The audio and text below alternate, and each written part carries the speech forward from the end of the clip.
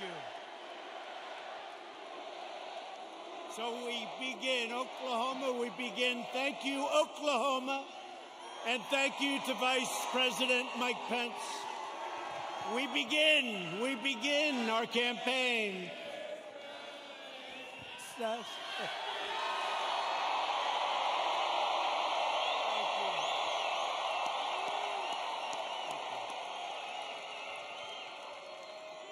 We begin our campaign, and I just want to thank all of you. You are warriors.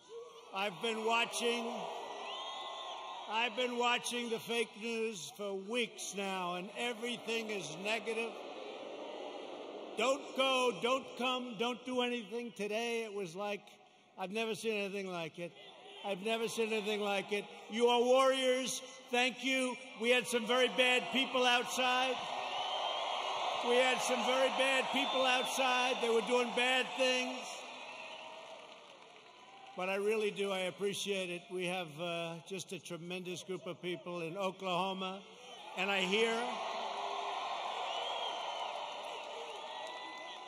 from your two great senators and your governor that we're doing very well in Oklahoma. That's the word. I stand before you today to declare the silent majority is stronger than ever before.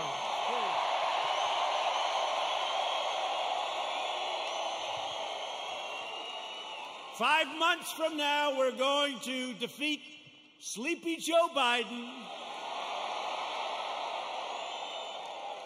Boy, does he get a pass from these people, huh? We're going to stop the radical left. We're going to build a future of safety and opportunity for Americans of every race, color, religion, and creed. Republicans are the party of liberty, equality, and justice for all. We are the party of Abraham Lincoln, and we are the party of law and order.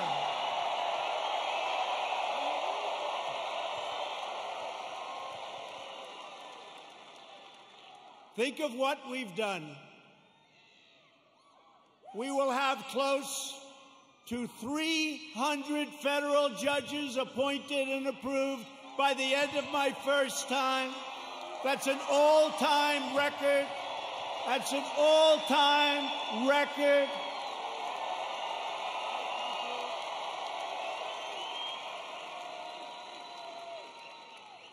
always heard how important judges are. Now we know how important they are.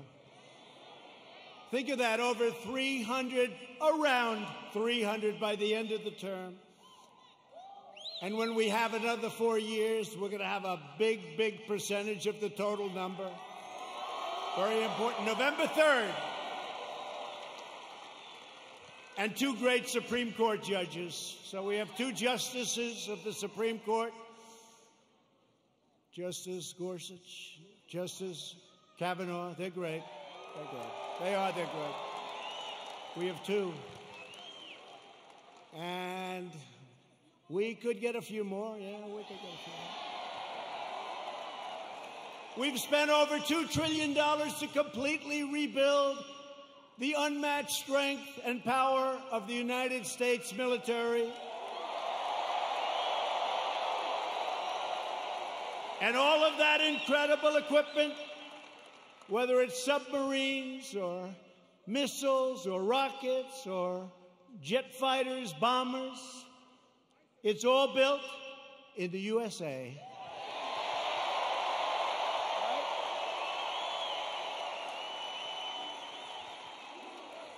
We passed VA choice. Thank you very much, Jim. Where's my senator? Jim Inhofe. You better vote for him. He's running. He's great.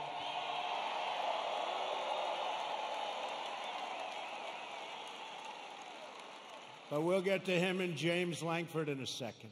2 great senators. You have 2 great senators. So we passed VA choice. So if you're a veteran, for years and years, they've wanted to do it for almost 50 years. We got it done. We get a lot of things done. And so if you're a veteran And you have to wait online for 1 week, 2 weeks, 3 weeks, 5 weeks, 7 weeks, 2 months. What happens is you go outside, you get a private doctor, you get fixed up, and they pay your bill. We take care of the bill. We take care of the bill, and you get immediate service. It's never happened before, and our approval rating at the VA is now 91%. That's how good it is. Never been anywhere near that number. Never been anywhere near that number. And VA accountability. We had a lot of bad people in the VA, people that didn't love our vets, people that were sadistic, people that stole, a lot of bad people. You couldn't get rid of them because they were, let's say it could be unions, it could be civil service, right? Let's just say. And so you couldn't get it done. That was another one. For decades and decades, they wanted to get it changed. And I got it done with those people and your congressman, too. Your congressman, who I'm going to introduce. VA accountability, and now somebody treats our veterans badly. And we look at them, and what do we say? We say, you're fired. Get out, right? Get out. They got rid of a lot of bad people that were there for a long time, sort of like me in Washington, draining the swamp. I never knew it was so deep, but it's happening. It's happening. I never knew it was so deep. It's deep and thick and a lot of bad characters. Thank you. We're lowering the price of prescription drugs, making our allies pay their fair share. They get a big bargain on drug prices, and enacting fair trade deals that finally, after all these years, put America first. I've been saying it for a long time. We passed the largest tax cuts in the history of our country. The Democrats want to raise your taxes. Tell me about that. Tell me about that. I guess I'm old-fashioned. You know, all my life, I heard politicians want to lower taxes, not raise them. If you could lower them, you couldn't lose. The Democrats want to substantially raise your taxes. How do you figure that? How do you figure that? And regulation cuts, we passed more regulation cuts than any administration in the history of our country.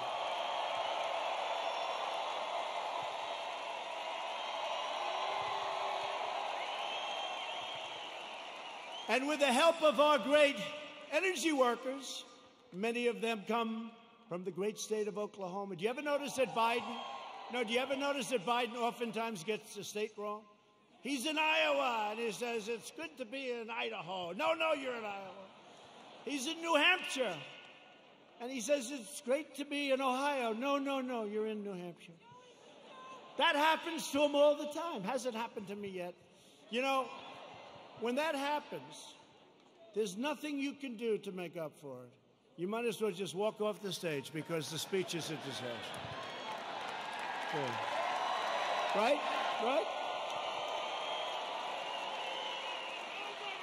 But we just turned the United States into the dominant energy superpower of the world.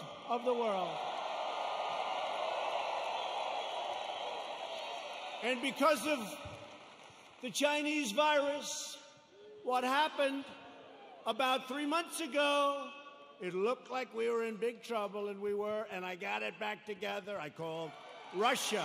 I called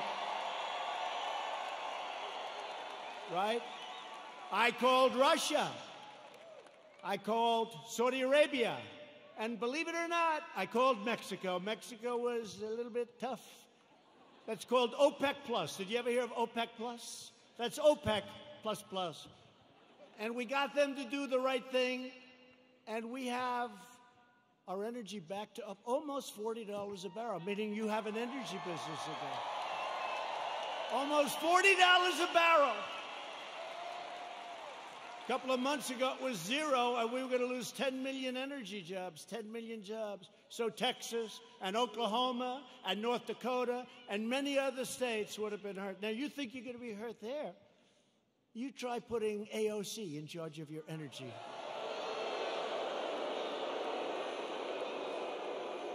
That will make the pandemic look like child's play to the people in energy. She has one problem. It's called petroleum. No president or administration has done more in the first 3.5 years than the Trump administration. Not even close. Nobody. Our incredible success in rebuilding America stands in stark contrast to the extremism and destruction and violence of the radical left. We just saw it outside. We just saw it outside. You saw these thugs that came along. These people call them protesters. Isn't it beautiful? It's so beautiful. No, they're so wonderful. They call them the Boston Tea Party. They're so wonderful. Yeah, they call them. You ever watch fake news CNN? You ever watch where they go?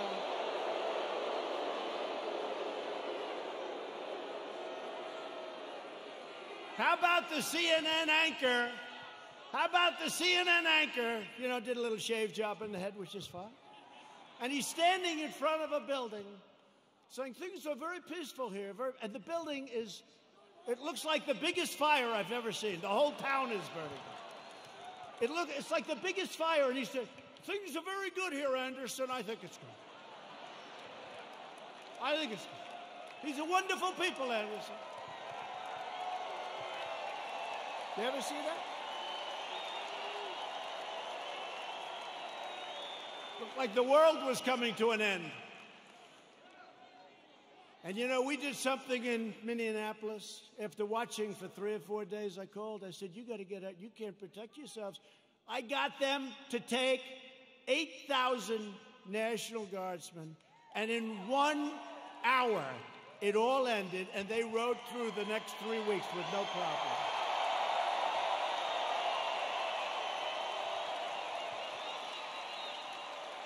And we did the same thing in other cities. But how about Seattle? Isn't that great?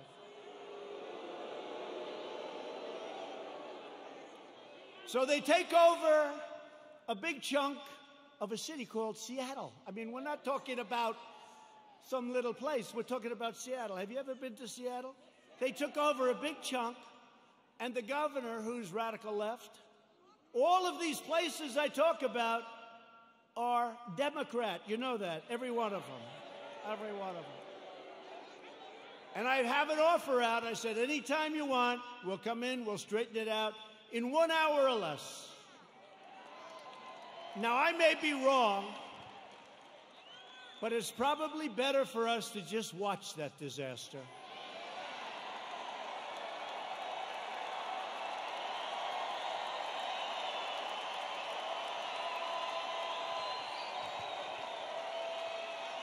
I flew in with some of our great congressmen who we're going to introduce in a second, and I said to him, Congressman, what do you think? I can straighten it out fast. Should we just go in? No, sir. Let it simmer for a little while. Let people see what radical left Democrats will do to our country. Right? But Americans have watched left-wing radicals burn down buildings, loot businesses, destroy private property, injure hundreds of dedicated police officers. These police officers, they get injured. They don't complain. They're incredible. And injure thousands upon thousands of people only to hear the radical fake news say what a beautiful rally it was. And they never talk about COVID. They don't talk about when you see 25,000 people walking down Fifth Avenue or walking down a street of a Democrat-run city. You never hear them saying, they're not wearing their mask. You don't hear them saying, as they're breaking windows and running in And then when I say the looters, the anarchists, the agitators, they say, what a terrible thing for our president to say. What a terrible thing. But you don't hear them talking about COVID. COVID. To be specific, COVID-19. That name gets further and further away from China as opposed to calling it the Chinese virus.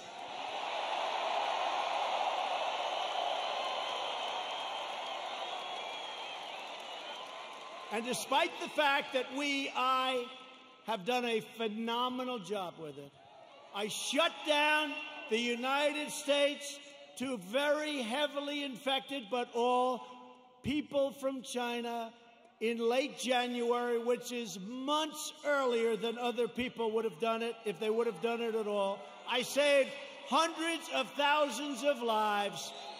We don't ever get even a mention.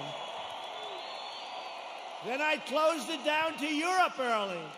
Closed it down because I saw what was happening. And by the way, most people said, don't do it. Don't do it. We saved hundreds of thousands of lives. And all we do is get hit on like we're terrible.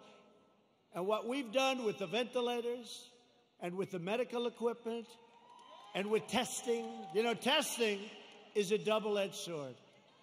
We've tested now 25 million people.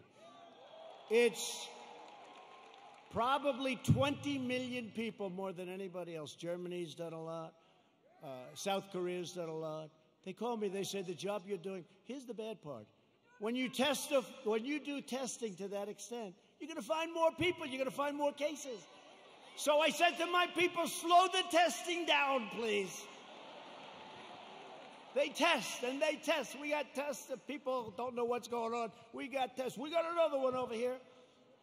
The young man's 10 years old. He's got the sniffles. He'll recover in about 15 minutes. That's a case. Add up to it. That's a case. That's a case.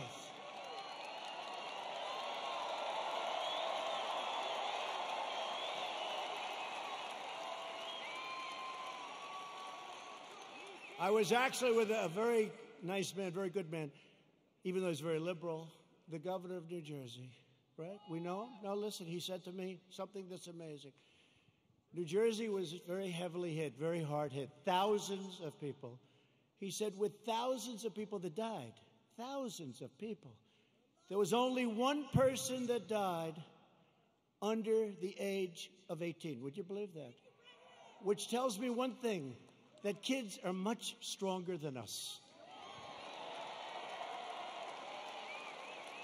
When you see a little kid running around, say, boy, oh boy, do you have a great immune system.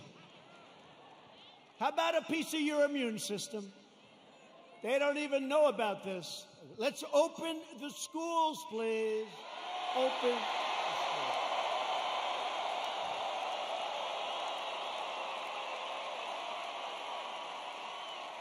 Open the schools. We got to get them open. In the fall, we got to get them open. The unhinged left-wing mob is trying to vandalize our history, desecrate our monuments, our beautiful monuments,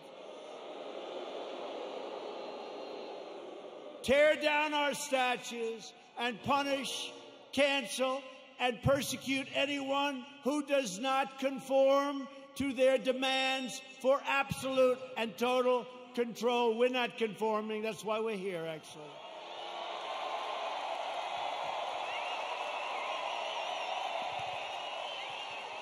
This cruel campaign of censorship and exclusion violates everything we hold dear as Americans. They want to demolish our heritage so they can impose their new oppressive regime in its place. They want to defund and dissolve our police departments. Think of that. You know, I heard it for the first time 2 weeks ago.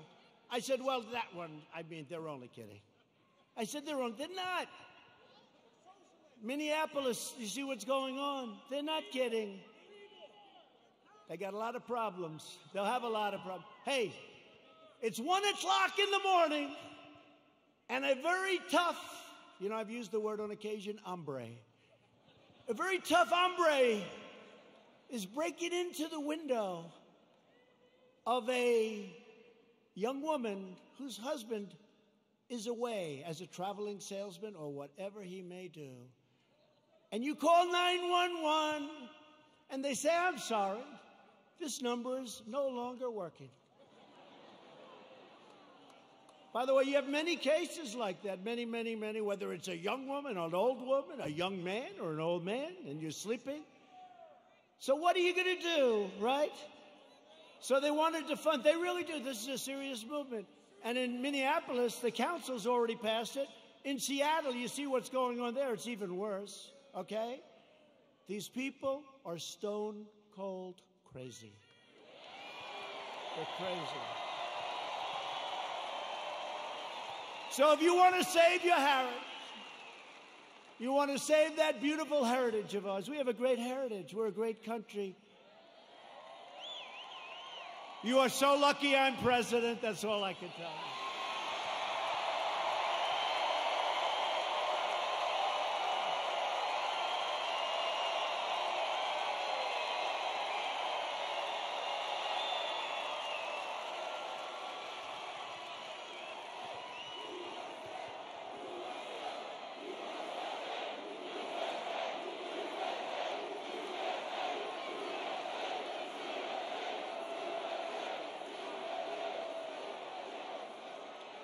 People have come up to me and say, how do you take it?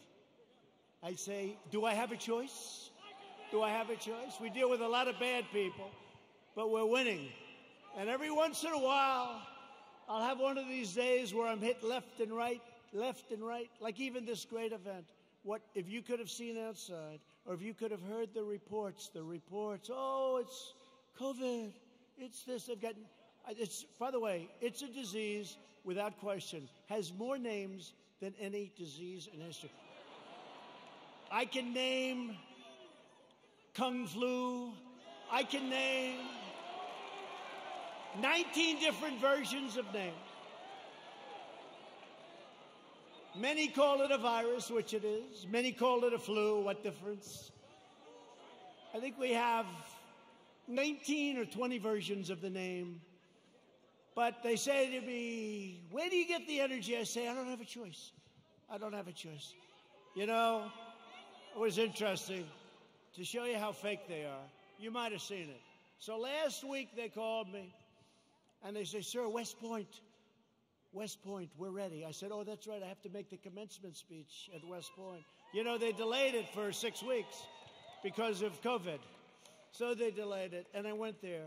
1,106 cadets were graduated, and beautiful. Right? Beautiful cadets. So, this is just to show you how bad the fake news is. So, they say to me, sir, we're ready to go. I say, let's go. This is after saying hello to a lot of cadets, inspecting little areas of a building that was very exciting. Actually, it's beautiful, very old. Studied a lot of our great generals, some of our presidents that went there. West Point is beautiful, right on the Hudson River. But after an hour, general that runs it is a fantastic guy. After an hour, we land. We do some more inspections, and they say, sir, are you ready? Yes, I am. So we walk like the equivalent of about 3 blocks, which is fine. We go on stage, which is fine. They make speeches, then I make a speech that lasted a long time. I don't know, maybe 45 minutes, maybe longer. I don't know, but a long time. The sun is pouring down on me, okay? But they said to me before the speech, sir, would you like to salute each cadet, each single cadet, or maybe they'll be in groups of 2. Would you like to salute like this? Yes, like this. Almost 600 times. You know what that is? 600 times!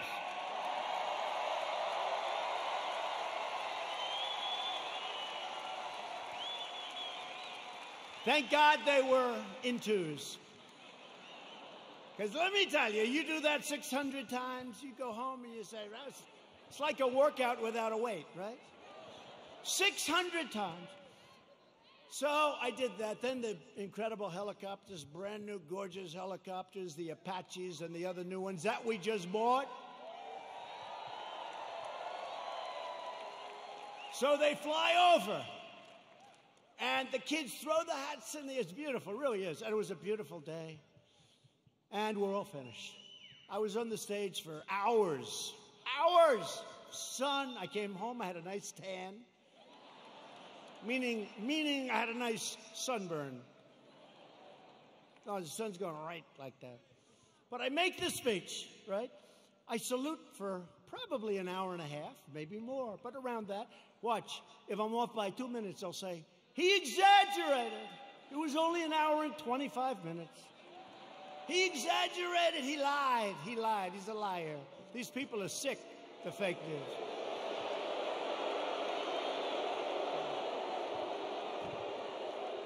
So then, I finished saluting, my final salute. I said, thank goodness, thank you very much. But think of it, so essentially almost 600 times. Now, the general says, sir, are you ready? I said, I'm ready, General. Where are we going now? You have to understand, I left early in the morning to get there. Now it's sort of late in the afternoon. A lot of these fakers were with us. So they know. He said, sir, we can now leave the stage. I said, great, General, let's go. I'll follow you. And he goes like this, right here, sir. I'll walk on.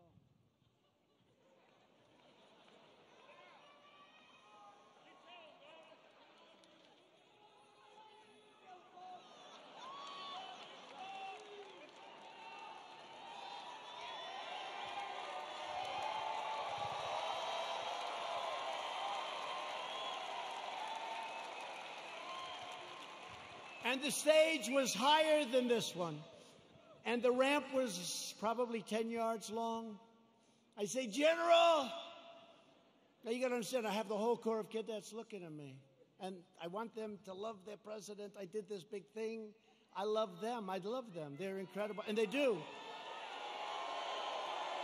I said, General, I've got myself a problem, General. Because I'm wearing leather bottom shoes, which is good if you're walking on flat surfaces. It's not good for ramps. And if I fall down, look at all those press back there. Look at that.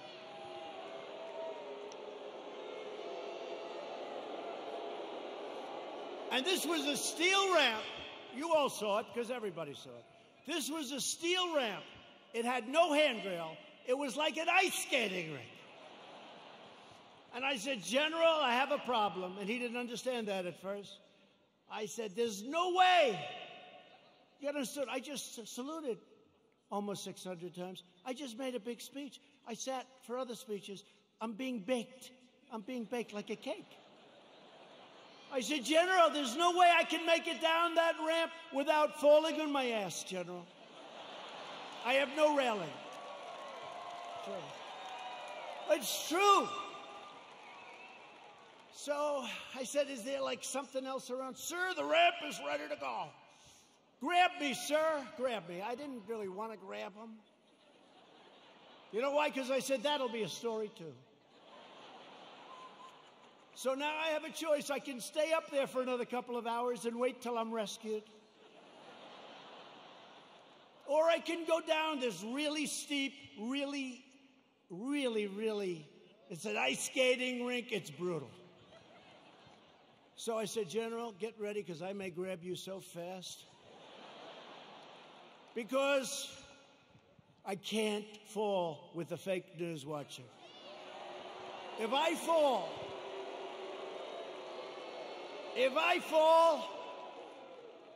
I remember when President Ford fell out of the plane, you remember? I remember when another president, nice man, threw up in Japan.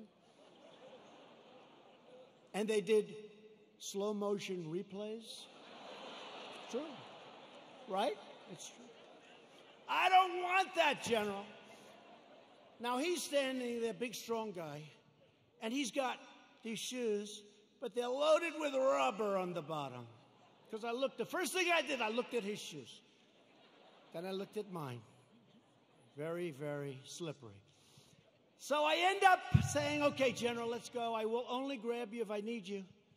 That's not a good story. Falling would be a disaster. It turned out to be worse than anything. I would have been better off if I fell and slid down the damn ramp.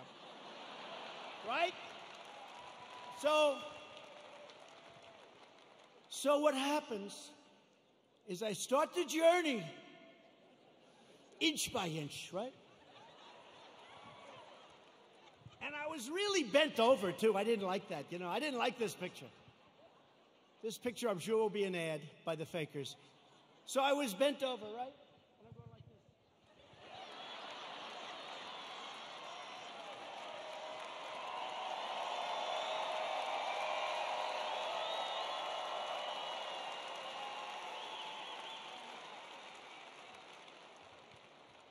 And then we finally reached almost the end. And the fake news, the most dishonest human beings, they cut it off. You know why? Because when I was 10 feet short, I said, General, I'm sorry, and I ran down the rest, right? I looked very handsome. That was the only good thing. I wouldn't want to run down the whole thing because the fall there would be definitely bad. So I took these little steps. I ran down the last 10. And by the way, their tape, take a look. In almost every instance, it ends just before I run. And they said, here was the #1 trending story. I called my wife. I said, how good was that speech? I thought it was hey, look, I will tell you when I make good ones and bad ones. Like so far tonight, I'm average. Okay? But we're having fun. We're having fun.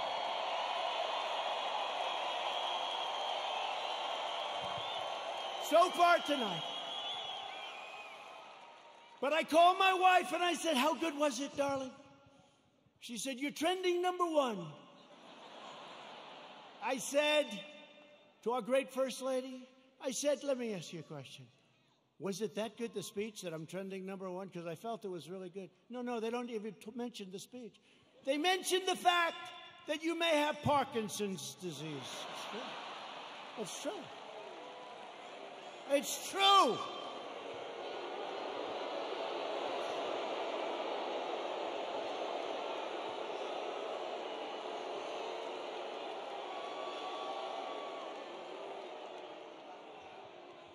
They say there's something wrong with our president. I'll let you know if there's something wrong, okay? I'll let you know if there's something. I'll tell you what, there's something wrong with Biden, that I can tell you.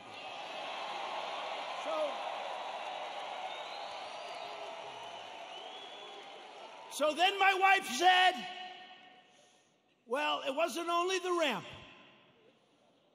Did you have water? I said, yeah. I was speaking for a long time. I didn't want to drink it, but I wanted to wet my lips a little bit. You're working hard up there with the sun pouring down on you. I love this location. The sun's like this. This way they save on lighting, right? That's why they did it probably. So what happens is I said, what does it have to do with water? They said, you couldn't lift your hand up to your mouth with water. I said, I just saluted 600 times like this.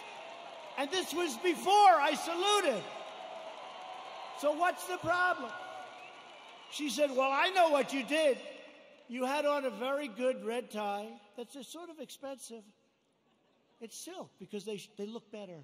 They have a better sheen to them. And I don't want to get water on the tie.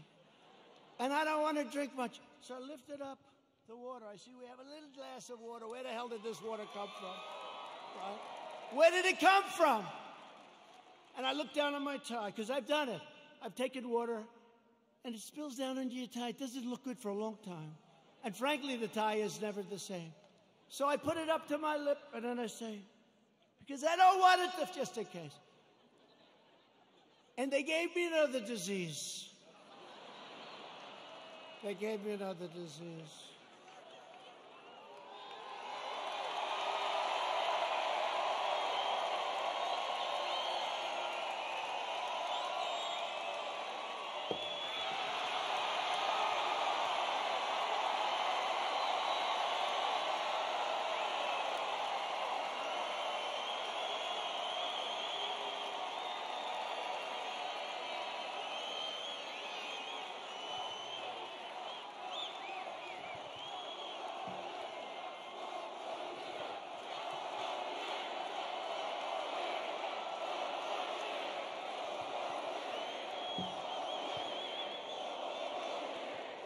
Anyway, that's a long story, but here's the story.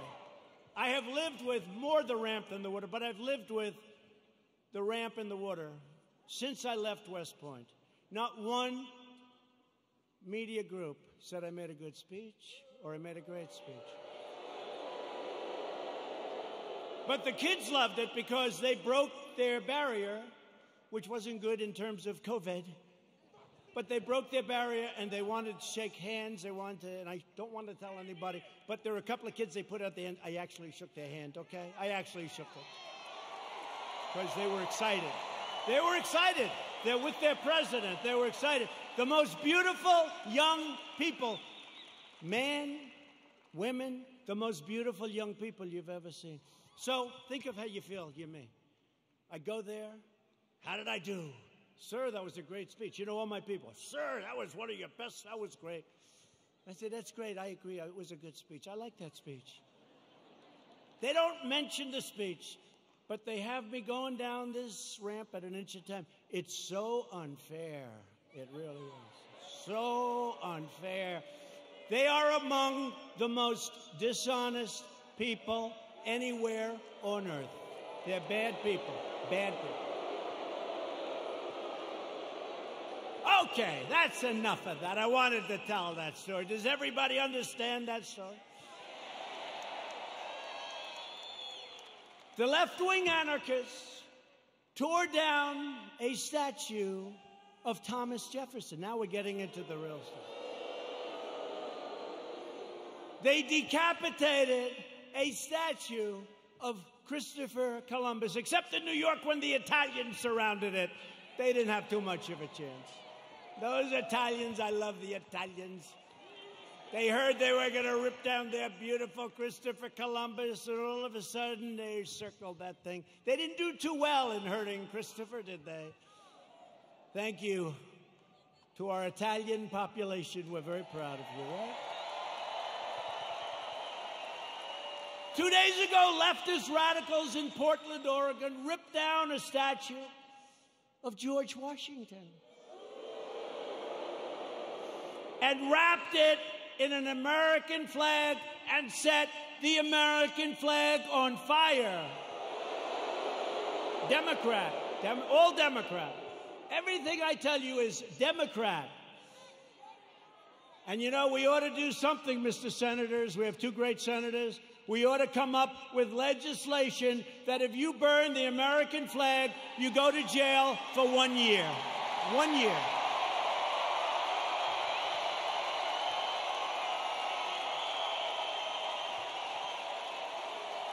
Jim and James.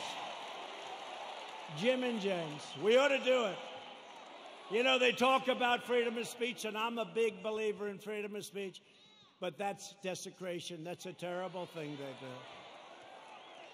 We used to have things. We don't have them anymore because we want to be so open, so everything, and look what happens.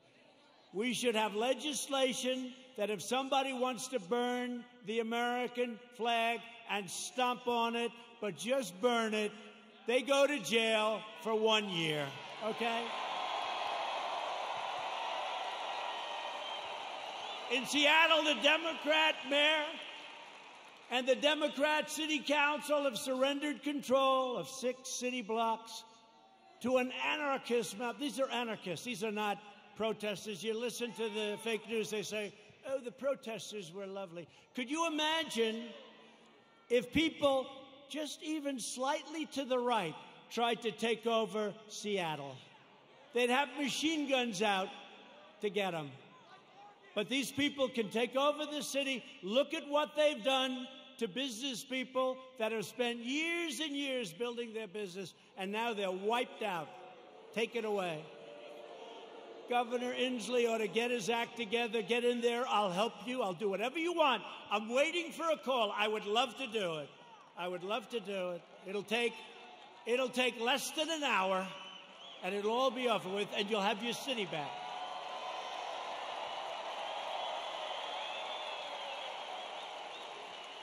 And yet Biden remains silent in his basement in the face of this brutal assault on our nation and the values of our nation. Joe Biden has surrendered to his party and to the left-wing mob. He has no control. Does anybody honestly think he controls these radical maniacs? You know what he says to his wife when he's not confusing her with his sister? Get me the hell out of here. These people are crazy. That's what he says. He has absolutely no control. You know, a lot of times I'll make like a speech and I'll have this beautiful paragraph come out criticizing every little aspect of the speech. Beautiful, brilliant. But Joe didn't. And it'll say, a comment from Joe Biden. But he didn't say it. Professional people, great students in English lit, people that are very smart say it. Joe Biden said, and they'll go into this highly complex paragraph, beautifully worded, and I say, Joe didn't say that. Joe doesn't even understand it.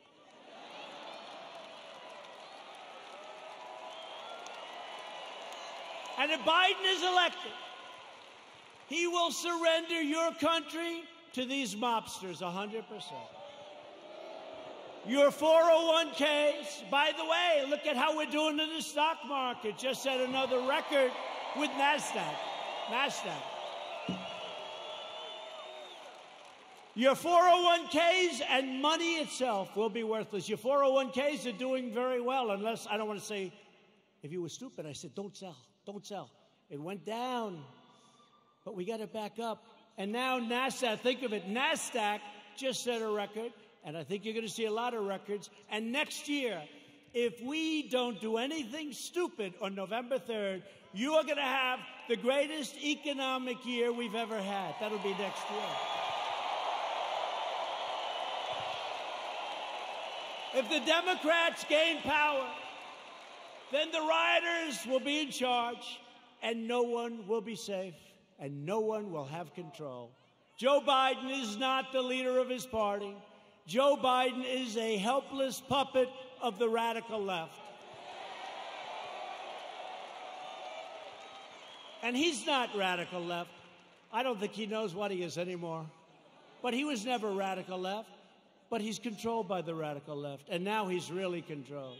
His campaign staff even donated a lot of money to bail out rioters, looters, and arsonists who ravaged Minneapolis. They bailed them out. They put up a lot of money to bail them out, the rioters, the looters. And they were the arsonists. So they'll say, oh, it's terrible what he says about the people of our nation. Maybe some of them aren't even from our nation. The left is trying to do everything they can to stop us. Every hour of every day, including even violence and mayhem, they'll do anything they can to stop us. Look what happened tonight. Look at what happened tonight. Law enforcement said, sir, they can't be outside. It's too dangerous. We had a bunch of maniacs come and sort of attack our city. The mayor and the governor did a great job, but they were very violent people.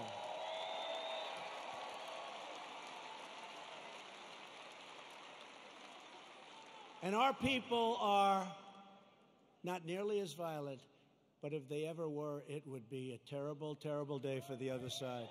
Because I know our people. I know our people. But we will never submit to their threats, and we will never let them destroy our nation. What they did tonight, I saw it on television coming in on Air Force One. One thing about Air Force One, we got plenty of televisions. We have televisions in closets. You open up the closet, got a television. We got a lot of televisions. It's a great plane, great everything. By the way, we ordered new ones. No president wanted to do it. They thought it was luxury. I said, wait a minute.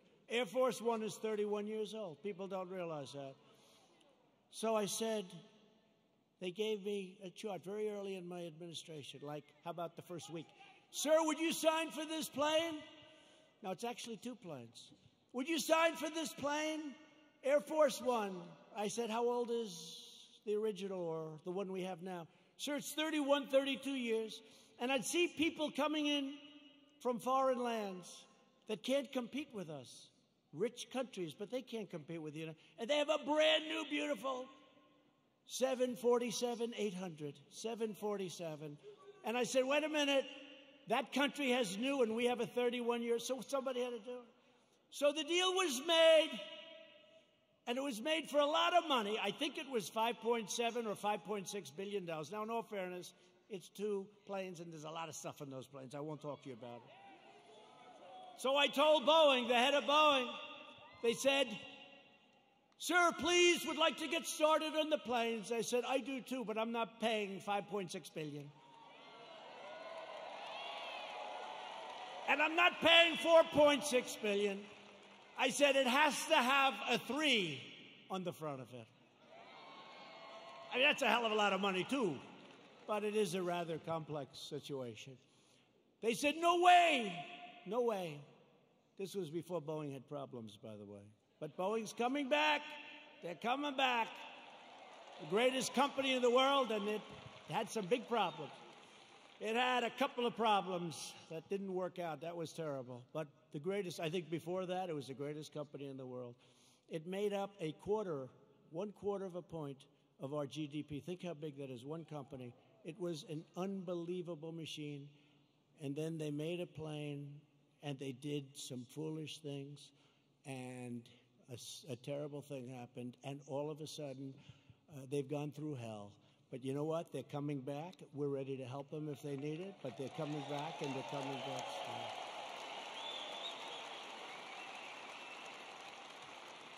But this was the Boeing before that, and they were riding high, and like I was before this thing came in. But we're still riding high because you know what? On November 3rd, we're going to win. We're going to win.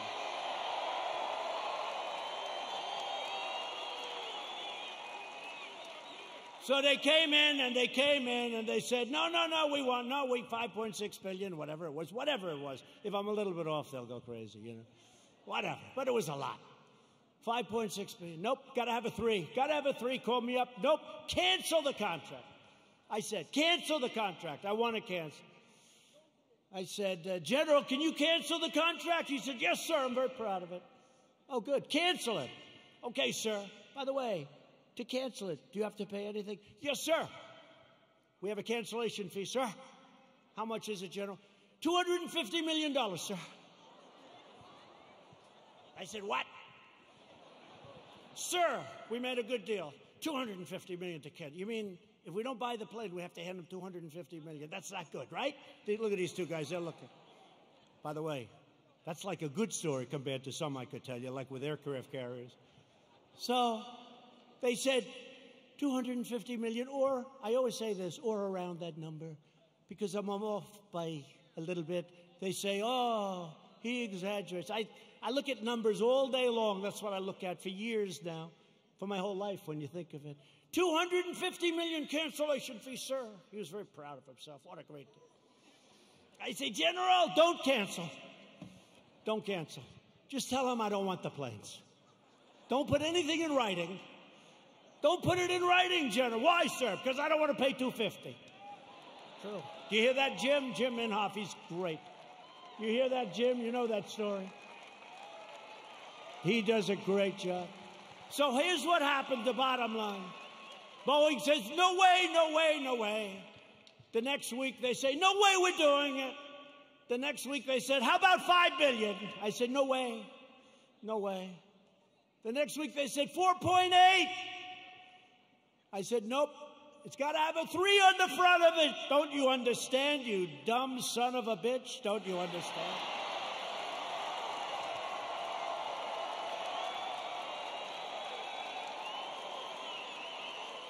I turned out to be right, you know. Turned out to be right. Nobody gets that? No, got to have a 3. Next day, they come back. 4.5 is our best offer. Nope, I'm not doing it. I'm not doing it. Come back when you're ready. A month goes by, another month, they never heard about it. They never heard from me. They thought I was serious. I was. And they came back at $4 billion. That's a lot of money. But I saved like $1.6 billion or $1.7 billion. Nobody wants to talk about it. Nobody wants to talk about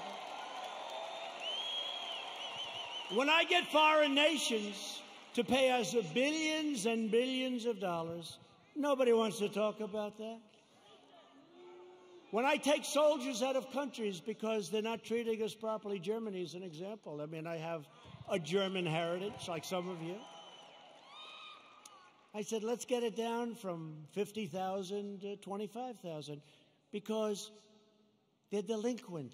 For many years, they're delinquent. They haven't been paying what they're supposed to be paying. They're paying 1% instead of 2%, and 2% is a very low number.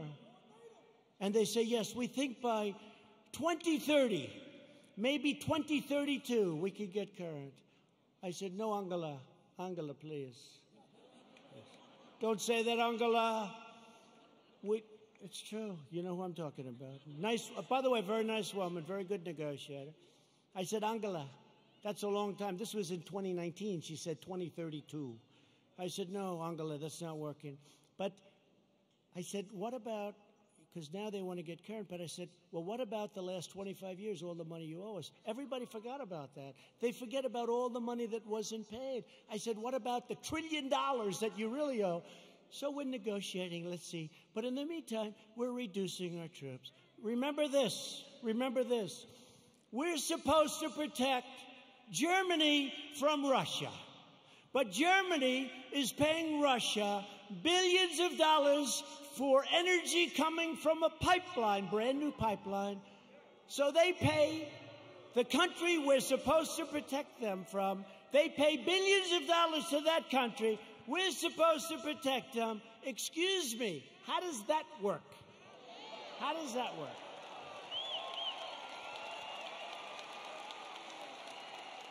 And the great thing is with Jim Inhofe and with James Lankford, likewise, when they just said they love you, James.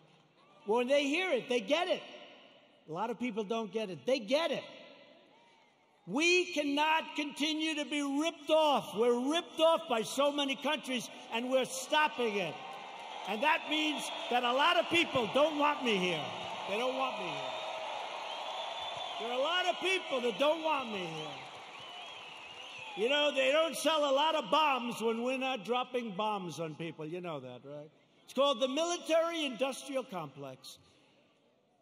When rioting and looting broke out in our nation's capital, I very quickly deployed the National Guard. I said, get them in. After watching for an evening or two, we stopped the violence and restored peace and order to the streets. And last night, they had a little breakout again.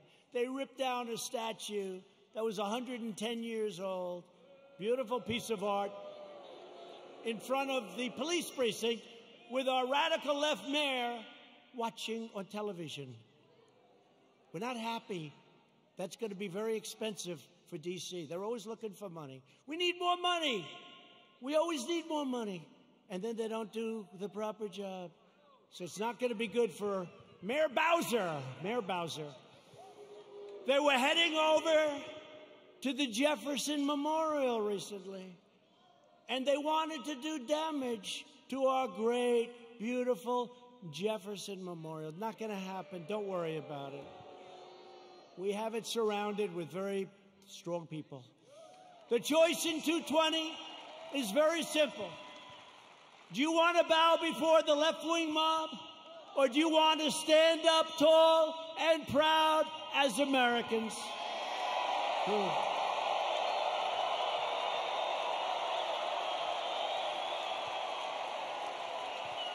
And explain this to the NFL.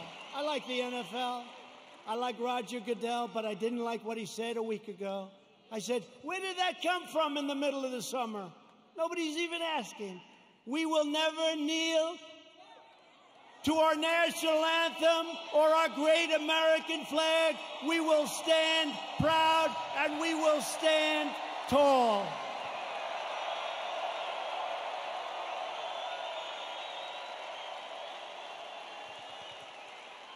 I thought we won that battle with the NFL. Their stadiums were emptying out.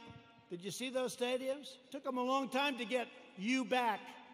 A lot of people didn't like that. You know, a lot of people that you wouldn't even think would care that much. I've had people that I said, these are super left liberals, and they didn't like it.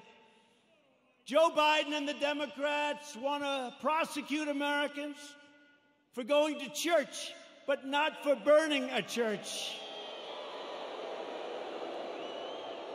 They believe you can riot, vandalize, and destroy, but you cannot attend a peaceful pro-America rally.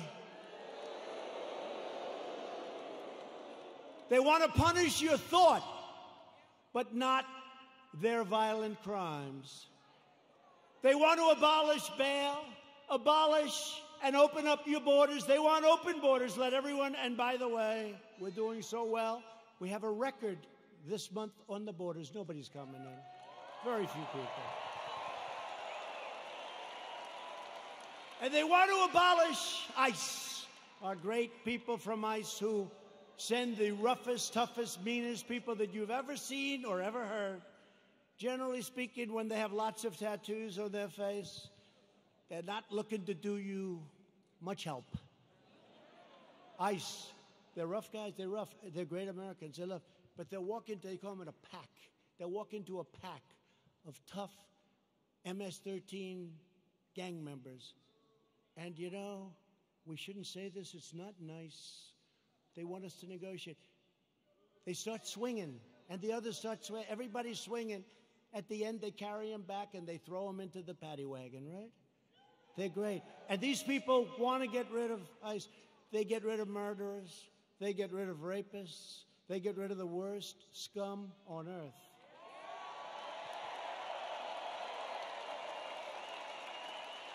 And when I called them animals, I said they're animals. And Nancy Pelosi, they cut up a young woman. They cut up a young woman and her friend, cut them up with a knife because it was more painful, dead. Cut them up with a knife because it's more painful, takes longer than shooting a gun. They cut them up. I said, these are animals. And Nancy Pelosi said, these are human beings, they're not animals.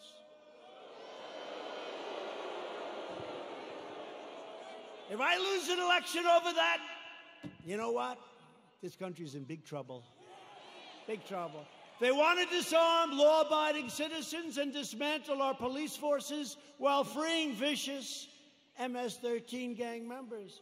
In Joe Biden's America, rioters, looters, and criminal aliens have more rights than law-abiding citizens, and that's true. In my administration, we defend American citizens, and we deport MS-13 members. Or put them in jail if we have to. The chaos you're seeing in our Democratic-run cities, these are all run by the Democrats, is what will happen in every city and community in America, and much, much worse if we don't keep them out. We have to do this. We have to go to the polls on November 3rd, and the rest, you know what to do. You know what to do. Got to keep the White House. Joe Biden's record can be summed up as 4 decades of betrayal, calamity, and failure. He never did anything. He was a senator. He was a vice president. He was, before that, something. Guy, you know what's great? President Trump was tough on this, or he was tough. They complained. Never did anything about it. He's been there for 43 years or 47 years. He never did anything about it. Biden supported every globalist attack on the American worker. Let's make every country in the world rich but ourselves, including NAFTA, the disaster of NAFTA. He wanted to go, and TPP would have ruined our automobile industry. Korea, I renegotiated the deal. I took a horrible deal. That was a Hillary Clinton special. That was a Hillary Clinton special. She said, we have to make this deal with South Korea. It's going to mean 250,000 jobs. And she was right. For South Korea, 250,000 jobs. And China's entry into the World Trade Organization was supported by Sleepy Joe Biden. That was one of the worst deals economically in the history of our country.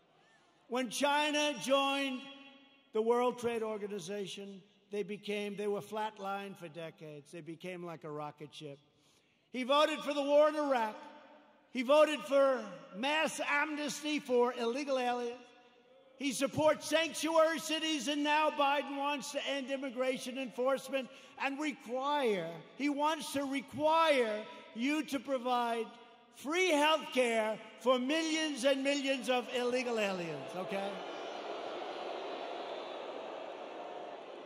When I took early and decisive action to ban travel from China and protect Americans from the virus, and as I said, Joe Biden opposed my decision and called it hysteria, xenophobia. He doesn't know what the word means, xenophobia, and fear-mongering. And then he apologized a month later. He said he was wrong, but he didn't say it. And they didn't cover it.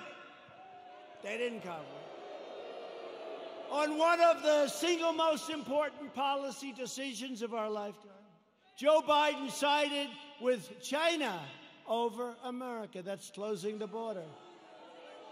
He thought it was a terrible thing. Remember, this was in January. That's early, real early, the end of January. He thought it was a terrible thing when we closed the border to many people that were badly infected with COVID. When the chips are down, Biden will always cave to the radical left. He'll always bow to the angry mob, and he will never protect you or your family, and you know that. Joe Biden will always let you down. That's been his history. At my direction early this year, the heroes of the U.S. military took out the world's top terrorist, the savage killer and leader of ISIS, al-Baghdadi, and the #1 terrorist anywhere in the world, Qasem Soleimani. We took him out.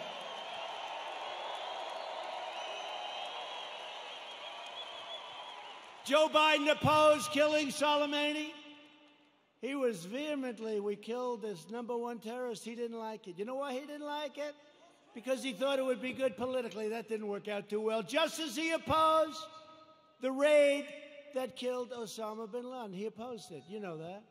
Biden is always on the wrong side of history, as said by people that are with him and worked with him. He never made a correct foreign policy decision. Biden is a puppet for China. Son walked out with $1.5 billion. I think it's a little bit. Allowing them to rip off America for many years. Now they're paying us billions and billions of dollars. We give a lot of it to our farmers. We have plenty left over. China's not exactly happy with me.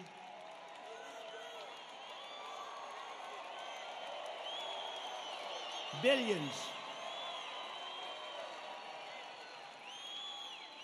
They pay us billions and billions of dollars, and they targeted our great farmers. And I took the money that they targeted. I took that money, and I gave it to the farmers, so they were even. So they're okay. Are you okay? Come. Doctor, please. Doctor. Thank you. These people, I mean, some of the people are waiting for 5 days, especially in this location, right? You take your time, darling. Take your time. Thank you very much. Take your time. Doctor, thank you, doctor. Thank you.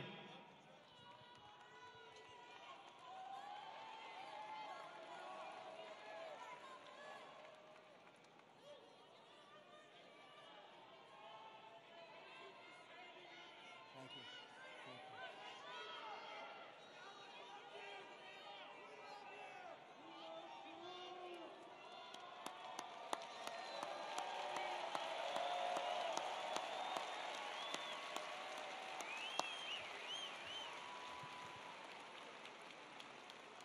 Now, some people wait for 4 or 5 days. It's incredible.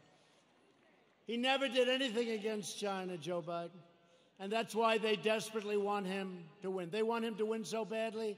Iran wants him to win so badly. Let me tell you, I'm going to make a very fast deal, the best deal you've ever seen. I've already made one with China, but I can make even more. They want me to lose because they will own the United States if I lose. Iran. President Obama gave them $150 billion for nothing.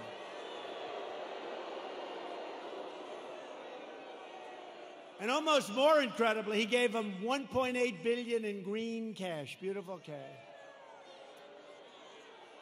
And now they're not doing so well, are they? They're not doing so well. Someday we're going to get credit for this. Someday. But they are waiting. Iran wants to make a deal so badly. But they're told by Kerry and all these other, they shouldn't, the Logan Act. But they're told by Kerry and all these people, wait, because if Trump loses, you'll own America. You're going to own it. They'll say you own it. So I don't mind. I told them, we can wait. But when I win, you're going to pay a much higher price than if you made a deal now. It's true. True. I told them that. I told them that. And look what happened to Biden in Ukraine, where his son's paid $83,000 a month and he was jobless. Give me a break. $83,000 a month, more than anybody. If Joe Biden were to become president, an emboldened left will launch a full-scale assault on American life. You know that. They'll expel anyone who disagrees with them. Look what happens when you disagree. You use a term that's perfect and they're not happy with it. They call you a racist. They call you a horrible person. They want to crush religious liberty. They don't want religion. Silence religious believers. Indoctrinate your children with hateful and vicious lies about our country. Subsidize late-term abortion and after-birth execution. They want to take away your guns through the repeal of your Second Amendment as sure as you're sitting there. In fact, he even put the big gun grabber, Beto O'Rourke, who made a fool out of himself when he ran for president, they put him in charge of guns. Lots of luck on your Second Amendment. Just remember I said it. Hopefully you won't have to think back about it too much, because it won't matter. Hopefully it won't matter. No, Beto O'Rourke, who wants to give up guns, is in charge of the Second Amendment. The Dems will also eliminate private health insurance, ban fracking, that's not good, and American energy will be in a position of weakness like it's never been before, and that's after we built the greatest energy country anywhere in the world by far. And they want to appoint Supreme Court justices who will utterly obliterate your Constitution. And you now see how important the Supreme Court is. Think if we didn't have two justices that I think have been very, very, very good. But think how important it is. Think how important it is. And we still, I guess it's, I don't know if it's an equal court. It's almost like we're a minority court, right? It's almost like we're a minority court. The recent Supreme Court cases prove that if Joe Biden is elected, he will stack the court with extremists and the forgotten men and women. Together with everyone else, we'll lose everything. The forgotten men and women. I campaigned on the forgotten. These are great people. These are substantial people. These are the elite. By the way, you're the elite. They're not the elite. You're the elite. They said, somebody 2 days ago said, sir, the elite are really working hard on trying to destroy you. I said, yeah. Why do you call them the elite? I said, why? Well, they're not elite. I look better than them. Much more handsome. Got better hair than they do.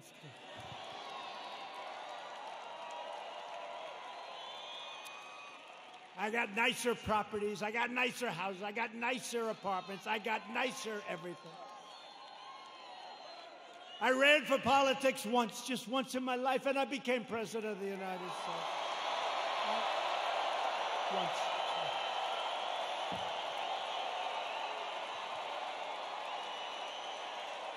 Just once. And hopefully, if you get out and vote, we'll do it one more time. We won't even toy with them about 3 or 4 more times. We won't. We'll do it one more time will be 2 for 2, and our country will never, ever be stronger.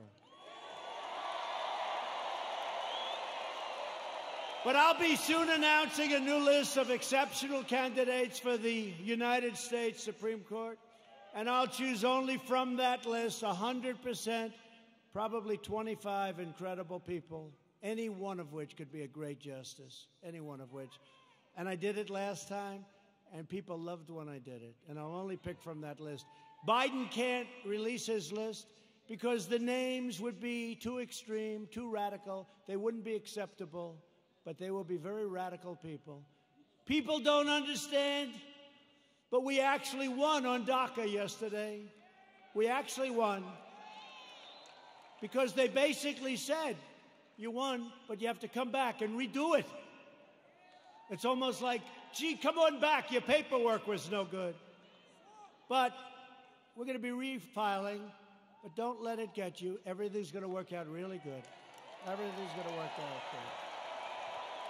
It was great. I mean, it would have been nice if we won it. Everybody said, oh, you're going to win DACA. You're going to win DACA. That's easy. You got to win DACA. That's easy. They all said it. And they came back and they said, we don't like what you did with your paperwork, essentially, right? So we're refiling it. Most people would say, oh, we lost. We didn't lose. We're going to refile it. And everything is going to work out for the young people, most of whom aren't so young anymore, by the way. But we're going to work it out for everybody. Biden is fully controlled by the fringe of his party. He is their pawn. He doesn't even know where the hell he is, let's face it. He installed socialists, Alexandria Ocasio-Cortez, to be in charge of his environmental policy and his energy. You can forget petroleum. How does Oklahoma feel about being petroleum-free? Not good, right? Our country will have no energy. Our country will have nothing. Oklahoma, Texas, North Dakota, and many others will all be out of business. I don't think that's going to work out too well, but she's actually in charge of environmental policy, and you know what that means. She doesn't even want wind. She doesn't want those bird-killing machines that go round and round. You want to see a lot of birds that are dead? Go under a windmill sometime. She wants us to go back to the Stone Ages because she's got no sense, no credentials. She's got a little charisma, not much, but she doesn't have a clue. You know it. But she's in charge of the environment. No airplanes. We can forget Boeing, I guess, come to think of it, right? We talked about Boeing. We can forget Boeing. Let's cancel those brand new Air Force Ones, right? Likewise, Representative Ilhan Omar. Ilhan Omar is going to be very much involved in a Biden government. They will put this hate-filled, America-bashing socialist front and center in deciding the fate of your family and deciding the fate of your country. I don't think so. She would like to make the government of our country just like the country from where she came, Somalia. No government, no safety, no police, no nothing, just anarchy. And now she's telling us how to run our country. No, thank you. And I think we're going to have a big victory in the state of Minnesota because they've had it. They've had it. Biden is a very willing Trojan horse for socialism. When Biden first ran for president over 33 years ago, remember I used to call him 1% Joe. He never got more than 1%. Until Obama took him off the trash heap. But he blatantly copied the speech of a British politician, even ripping off the man's personal biography and family history and claiming it was his own. He forgot to say he was born in America. Joe Biden is a shameless hypocrite. Since 2003, He has delivered fawning eulogies to the funeral and at those funerals of 3 leading supporters of segregation, including a former member of the KKK. And yet Biden is now smearing as racist tens of millions of people like yourselves, decent, hardworking Americans who he's never met, and he frankly probably doesn't want to meet. America should not take lectures on racial justice from Joe Biden, Sleepy Joe. A man who praised and partnered with segregationists, shipped millions of black American jobs overseas, and everyone else's jobs too, by the way. If I didn't come along, we're building auto plants, we're building everything. And there's never been a comeback like we're making right now. Never been. He hollowed out our middle class, including our black middle class, with open borders, trapped young children in failing government schools, built cages. Those cages were built by Obama and Biden. Look it up, 2014. And the fake news doesn't want to. Remember the picture of a cage? A cage for children. Remember the picture of the cage? And they said, President Trump. And then they realized that was in a newspaper, 2014, the same. Built by Obama and Biden, the cages. And they don't want to report the way it is. They know the way it is. They're not stupid. They sent young boys to fight in Iraq while the inner cities crumbled, helped the big banks while hammering community leaders, and made our cities less safe and secure for all. They've done a terrible job, and they shouldn't be awarded. They should not get rewarded with an election victory on November 3rd. That shouldn't happen. It'll destroy this country. Our country will be destroyed. We've all worked too hard. They don't know what the hell they're doing. Some do, actually, but in a very sinister way. Virtually every policy that has hurt black Americans for half a century, Joe Biden has supported or enacted. I've done more for the black community in 4 years than Joe Biden has done in 47 years.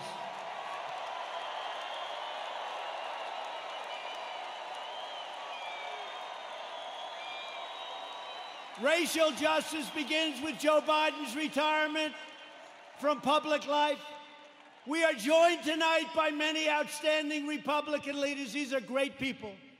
We have 2 of our most distinguished, hardworking, wonderful friends, senators. They do a great job. Senator Jim Inhofe and James Lankford, please stand up.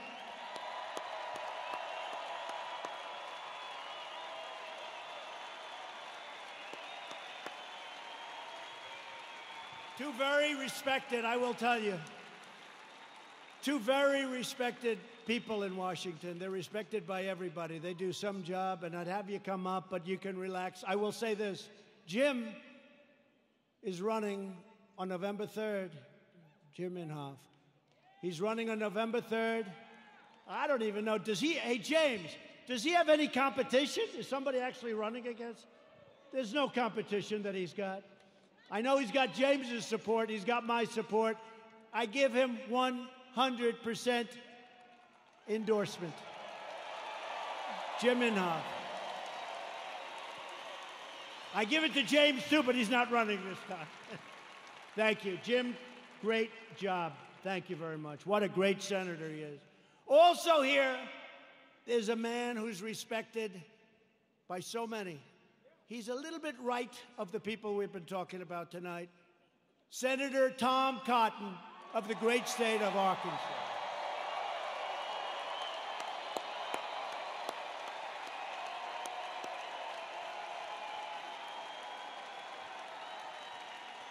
Thank you, Tom. They like you people. Thank you, Tom. Great job you're doing. We're glad to be joined as well by a man that I've gotten to know. He's done an incredible job with COVID and with everything else he touches. Governor Kevin Stitt.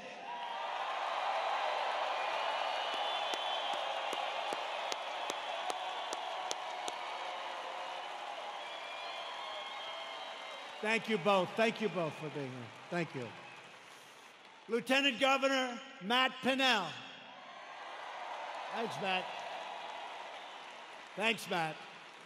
And Representatives Frank Lucas, Tom Cole. He's been here for a little while. He's done an incredible job.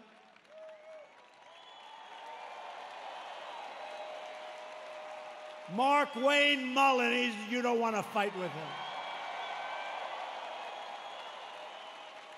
I want to put him and Jim Jordan in a match together. I want to. Kevin Hearn. Great job today, Kevin. The great Jim Jordan. Jim Jordan.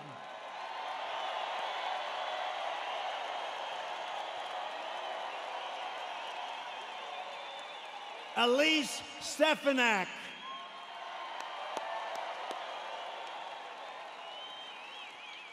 Lee Zeldin.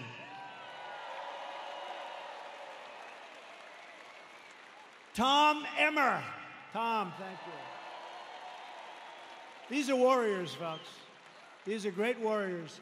During the fake impeachment trial, I'll tell you what, there was nobody that could have done the job they've done. That includes the Senate and the House. These people are incredible. David Kutzoff. David.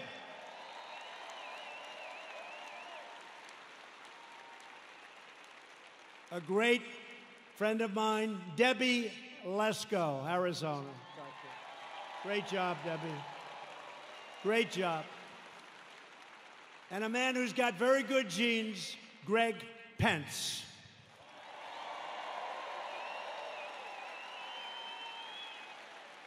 Thank you all. Great job. They're great people. They are. They're warriors. I'll tell you what. Not every person is, but this group is, and we have a lot of them in Washington. And we'll send Jim Inhofe back, and we'll send all of them. You'll send every one of them. They have to come back because they have been fighting for us, and they've been fighting for you, and they are just incredible, talented, tough, strong people that love your state a lot. So thank you very much. So we built the greatest single economy in the world. And then we say, not only the world, but actually in the history of the world, and they never even challenged me, so I guess I'm right. We did it. We had the best numbers anybody's ever had. We had the best employment numbers. African American, Hispanic American, Asian American. The best employment numbers in history. The best stock market numbers in history.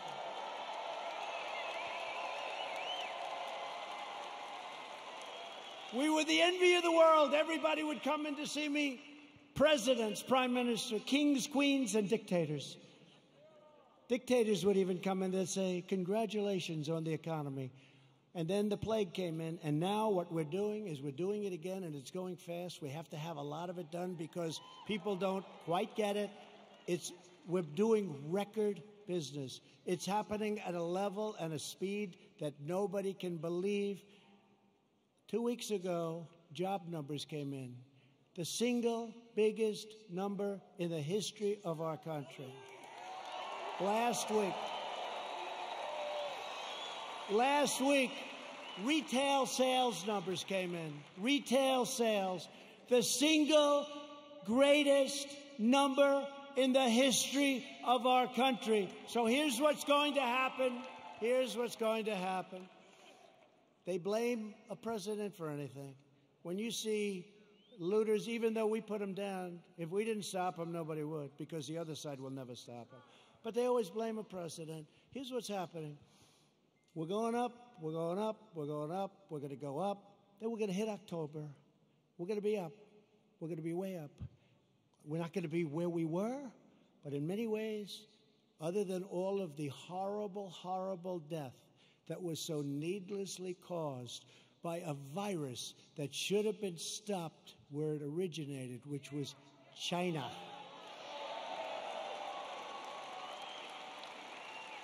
But we're going to go up, up, up, up, August, September, October, and people are going to say, man, this guy's doing a good job. He knows what he's doing. I don't believe the fake news anymore. And you're not going to want to lose your 401ks, and you're not going to want to lose all of that wealth that you've accumulated, whether it's real estate wealth or any wealth you can think, because it'll all come tumbling down if these people are put in charge, and if they double and triple and quadruple your taxes. It'll be a whole different ballgame. So I'm not putting any pressure on anybody, but in the end, we're going to have a phenomenal economy. And next year, we're going to have a good third quarter. But next year, and I said it before, will be the single greatest year economically that we've ever had, okay?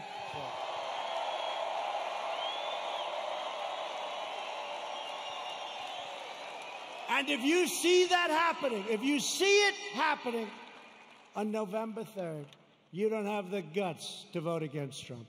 Even you don't have the guts to vote against Trump. Say, wait a minute, darling, my 401k is higher than it was the last time. I don't think I want to take a chance. You're not going to want to do that. The stock market has been the best. Think of this. Go back 1 week and go back 50 days. In that 50-day period, it's the strongest 50 days in the history of the stock market. Think of it.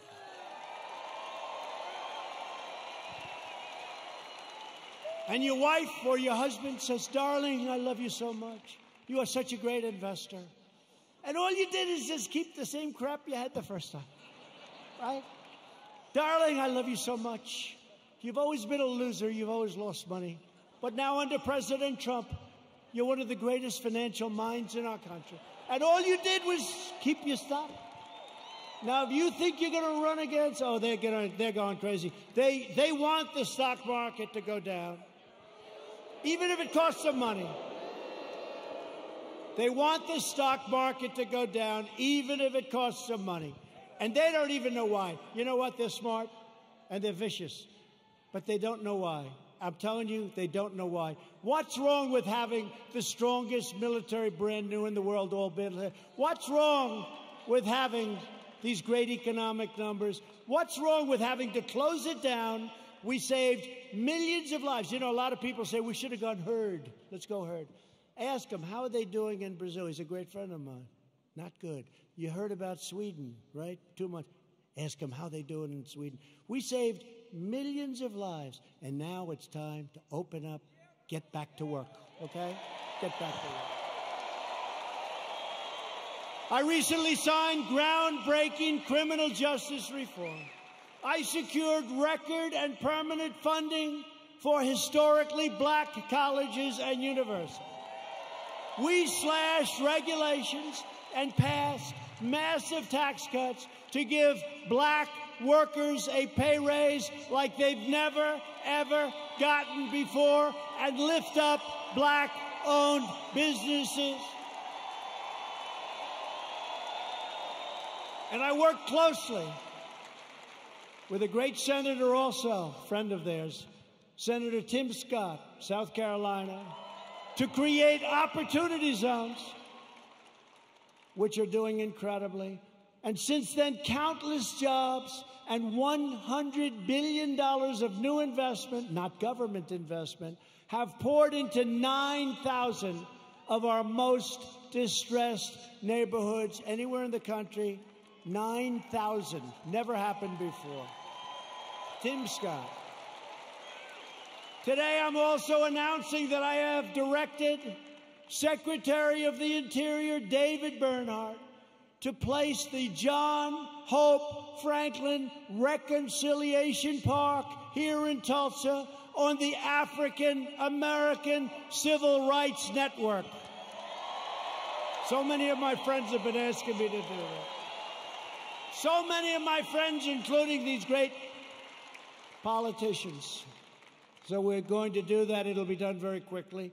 We will forever remember and honor the courageous people who helped build this state and this country. Democrats are stoking division in order to distract from their decades of failure on schools, jobs, housing, justice, and crime. In major city public schools run by Democrats, over 2/3 of students are falling behind in reading and math, and I think the numbers are worse than that.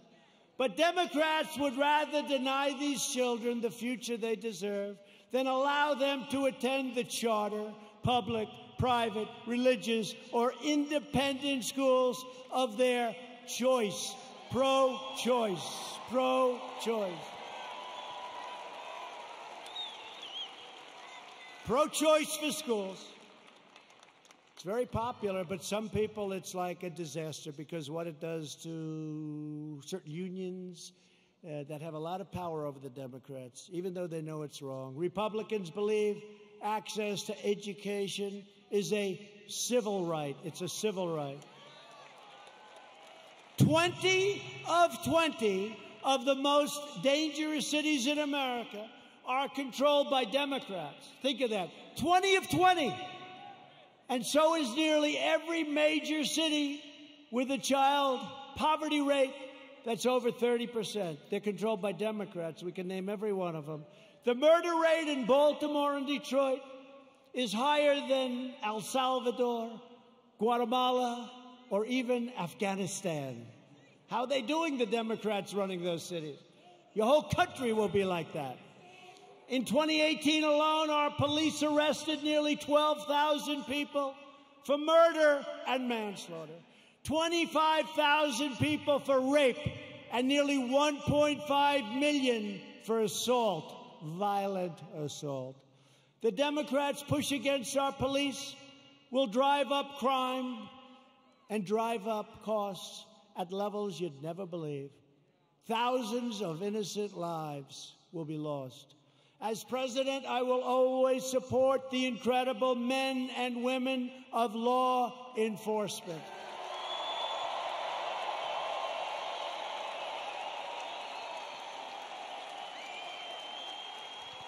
A vote for Republicans is a vote for better schools, better jobs, safer families, and stronger communities for all Americans. There is a limit to what we can together achieve with 4 more years. With your help, we will lift millions of our citizens from welfare to work, dependence to independence, and poverty to prosperity. That's what's happening. That's what's happening. And that was happening at a level that nobody ever thought they'd see. It was happening before this COVID came in. It was happening at a level that nobody believed possible. And then China sent us the plague. Thank you very much. We will protect Medicare and Social Security for our great seniors, and will always protect patients with pre-existing conditions. Always. Always. We will appoint more judges to interpret the Constitution as written. We will end deadly sanctuary cities. We will finish the wall, which has now 212 miles built and beautiful. 212 miles. That's a lot of miles. And let me tell you, you think that was an easy one? That was a tough one. That party was totally unified against building the wall. You know, in the end, they gave up. You know what happened? They realized it was a bad issue for them because these open borders, I love when they fight for open borders, because anybody that wants an open border coming in from rough areas, there's something wrong with those people. So did you notice in the end, it was like, just leave us alone, build your wall, just leave us alone. I said, thank you very much.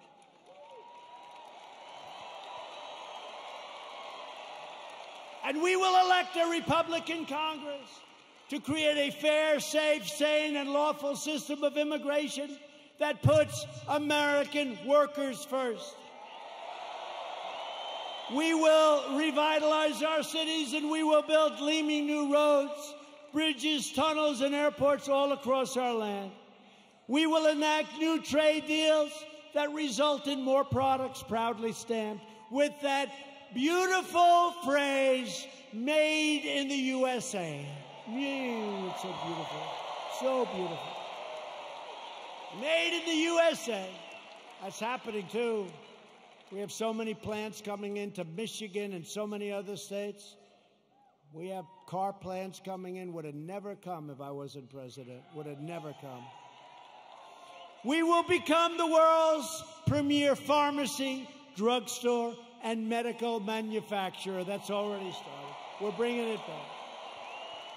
We will keep America out of foolish, stupid, ridiculous foreign wars. We will never hesitate to kill America's terrorist enemies.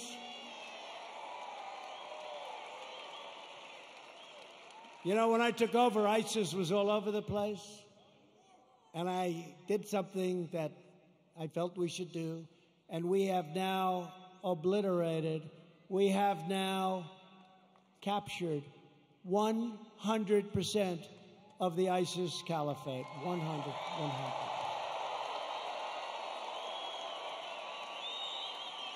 And like our depleted military when I took over, like our empty shelves medically when I took over, like all of the things that when I took over, it was a mess.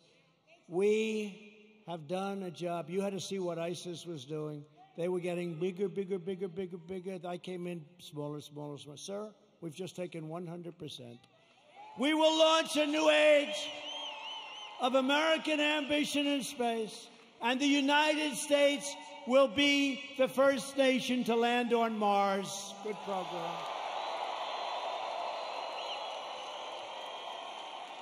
You saw the beautiful rocket 3 weeks ago go up. Beautiful. We will defend privacy, free thought, free speech, religious liberty, and the right to keep and bear arms.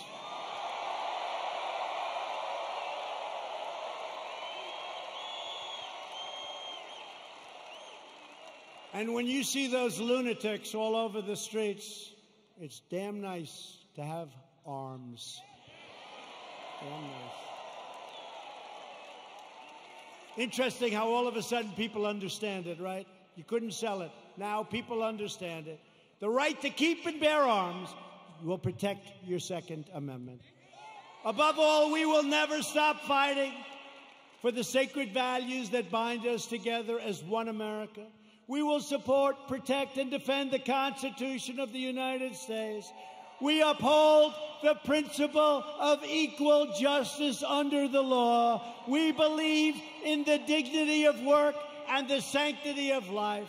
We believe that faith and family, not government and bureaucracy, are the true American way.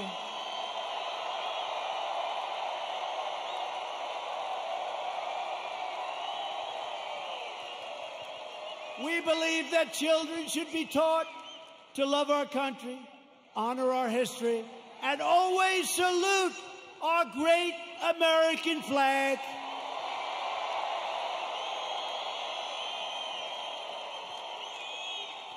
And we live by the words of our national motto, it will never change. In God we trust. We stand on the shoulders of American heroes who crossed the oceans, blazed the trails, settled the continent, tamed the wilderness, dug out the Panama Canal, laid down the railroads, revolutionized industries, won 2 world wars, defeated fascism and communism, and made America the single greatest nation in the history of the world, and we are making it greater and greater every single day.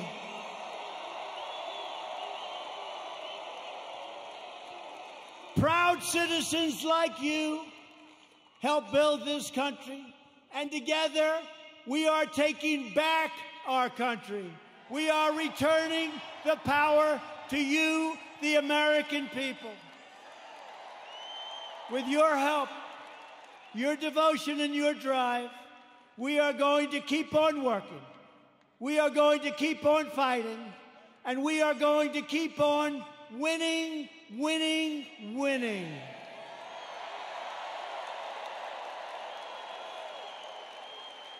We are one movement, one people, one family, and one glorious nation under God. America will soon be thriving like never before because, ladies and gentlemen of Oklahoma, the best is yet to come.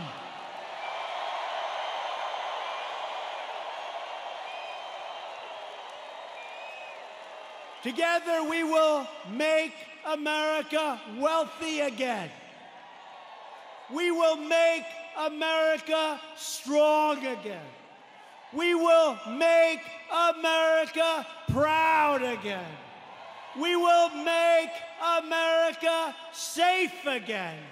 And we will make America great again. Thank you. Thank you, Oklahoma. Thank you.